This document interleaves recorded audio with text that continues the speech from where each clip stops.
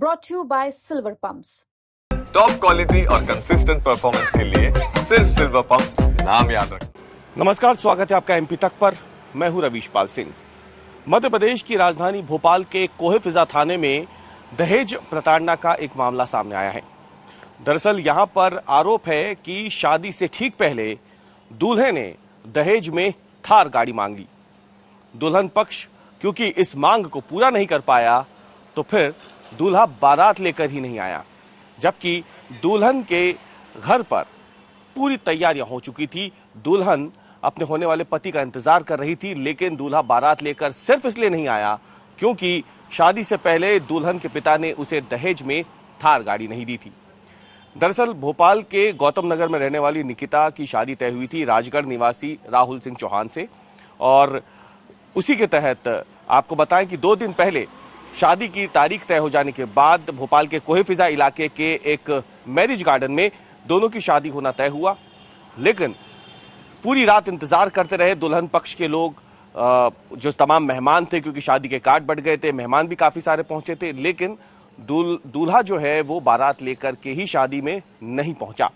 इसके बाद काफी देर तक मान मनोबल की कोशिश की गई दुल्हन पक्ष की तरफ से, लेकिन आरोप है कि थार गाड़ी की जिद पर और करीब 10 लाख रुपए नगद की जिद पर दूल्हा और उसके परिवार के लोग जो हैं वो अड़ गए थे और मांग नहीं पूरी की गई, तो इसीलिए वो बारात लेकर के भी नहीं आए। इसके बाद दुल्हन पक्ष यानी दूल्हे के पिता, खुद दुल्हन, ये सब कोहे-फिजा थाने गए। इन्होंने वहां पे शिकायत दर्ज कराई है। क्या कुछ कहना है दुल्हन के पिता का, पहले वो सुनिए। नाम बताइए आपका। राम भरोसे नाम। आपकी आज लड़की की शादी है, लेकिन बारात नहीं। क्या कारण रहा? कारण तो यही है साहब, कुछ मांगे उनकी। क्या लड़की मांगे। कौन सी गाड़ी की? हाँ। अच्छा, तो ये जब रिश्ता कब हुआ था, जब बातचीत कब चालू हुई थी? बातचीत तो साहब मैं तो 3 साल हो गया। तो 3 साल में कभी जिक्र हुआ था ऐसा कि? नहीं हुआ। हमने बोला था कि सही उनसे, कहा आपकी मांग हो तो हमने कहा साहब हमारी कोई मांग नहीं है। तो उन्होंने बारात लेके नहीं आया, 2 घंटा हो गया। तो आज के दिन के पहले कभी आपकी बात हुई थी कि दहेज के लिए गाड़ी मांग रहे हैं वो? नहीं हुई। तो अचानक आप कैसे व्यवस्था करेंगे थार की? अब कहाँ से व्यवस्था करेंगे साहब, इसलिए हम गरीब आदमी हो। तो सुना आपने, दुल्हन के पिता गंभीर आरोप लगा रहे हैं दूल्हे पे यानी राहुल सिंह चौहान पे, और साथ ही में दूल्हे के जो परिवार के लोग हैं उनके ऊपर भी। लेकिन अब इस मामले में दूल्हे का भी पक्ष सामने आया है। दूल्हे ने बयान जारी करते हुए बताया है कि उसकी शादी तय तो की गई थी निकिता से, लेकिन शुरू से वो इस शादी के पक्ष में नहीं था, क्योंकि दूल्हे का ऐसा कहना है कि अभी वो आर्थिक रूप से सक्षम नहीं है, शादी करने के लिए तैयार नहीं है, इसलिए वो नहीं चाहता कि उसकी शादी की जाए। हालांकि इसी बयान में दूल्हा ये भी कहते दिख रहा है कि उसका और परिवार जो है वो पूरी तरीके से संपन्न है और उनकी तरफ से दहेज नहीं मांगा गया है। क्या कुछ कहना है आरोपों के बाद दूल्हे का? क्या नाम है आपका? मैं राहुल चौहान। भोपाल में आरोप लगे हैं कि शादी के दौरान आपने थार गाड़ी की मांग की है, कहाँ तक?